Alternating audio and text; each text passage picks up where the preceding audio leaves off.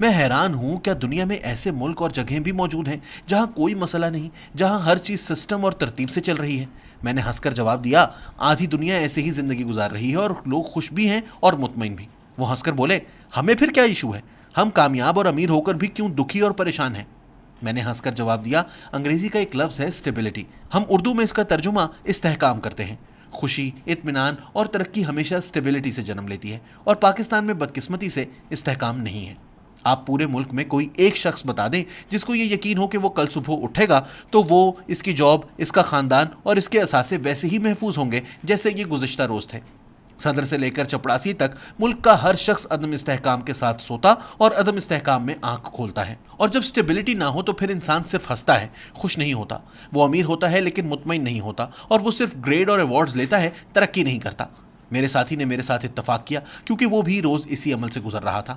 ہم اگر کسی دن ٹھنڈے دل اور دماغ سے سوچے تو ہم فوراً مان لیں گے ہمارے ملک کے 3 سیریس مسئلے ہیں۔ ہم نے 75 برسوں میں کوئی بھی چیز فکس نہیں کی۔ ہم آج تک یہ فیصلہ نہیں کر سکے ہمیں ہفتے میں کتنی چھٹیاں چاہیے اور یہ کس دن ہونی چاہیے۔ ہم 7 مرتبہ چھٹیاں تبدیل کر چکے ہیں۔ 1977 تک اتوار کو چھٹی ہوتی تھی۔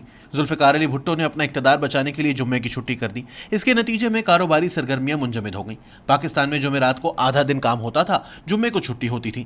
ہم ہفتے کو دفتر اور فیکٹریاں کھولتے تھے، اور ہفتے اور اتوار کو مغربی دنیا میں چھٹی ہوتی تھی۔ یوں ہفتے کے 7 دن سمٹ کر 3 رہ گئے، اور مغربی دنیا کے ساتھ کاروبار تقریباً ٹھپ ہو گیا۔ نواز شریف اقتدار میں آئے اور انہوں نے 1997 میں ہفتہ وار چھٹی اتوار کر دی۔ جنرل پرویز مشرف نے لوڈ شیڈنگ سے بچنے کے لیے ہفتے میں 2 چھٹیاں کر دیں۔ پیپلز پارٹی آئی اور نومبر 2010 میں واپس 1 چھٹی کر دی۔ لوڈ شیڈنگ بڑھی تو سال بعد اکتوبر 2011 میں پھر 2 چھٹیاں کر دیں۔ شہباز شریف وزیر اعظم بنے تو 22 اپریل 2022 کو 1 چھٹی کر دی، اور پھر پیٹرول اور بجلی بچانے کے لیے 7 جون کو ایک بار پھر دوسری چھٹی بحال کر دی۔ اس کا کیا مطلب ہے؟ اس کا مطلب ہے ہم آج تک چھٹی کا بھی فیصلہ نہیں کر سکے، جبکہ یورپ نے 100 سال پہلے 2.5 چھٹیوں کا فیصلہ کر لیا تھا۔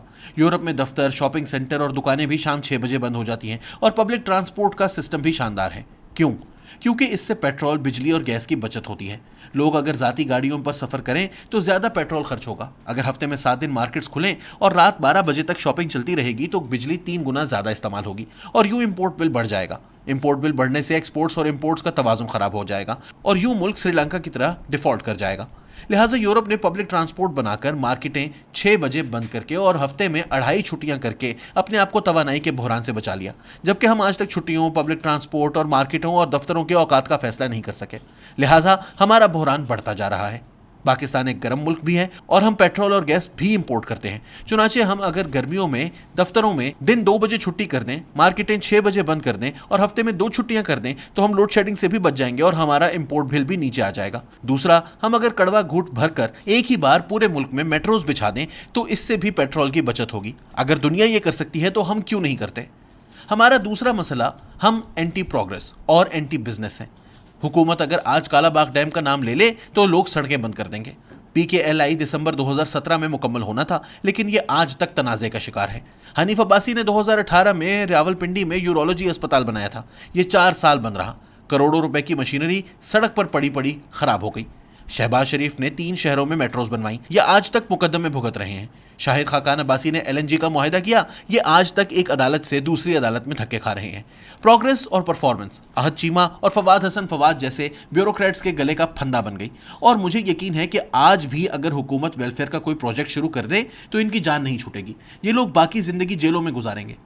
یہ سلسلہ صرف بیوروکریسی اور حکومت تک محدود نہیں، بلکہ ہم انفرادی سطح پر بھی ترقی کرنے والے شخص کے خلاف ہیں۔ ہم آج بھی دوسروں کی نئی گاڑیوں پر لکیریں لگا دیتے ہیں اور نئے گھروں کے شیشے توڑ دیتے ہیں۔ یہ رویہ بھی برداشت ہو جاتا اگر ہم اینٹی پروگریس کے ساتھ ساتھ من حیث القوم اینٹی بزنس نہ ہوتے۔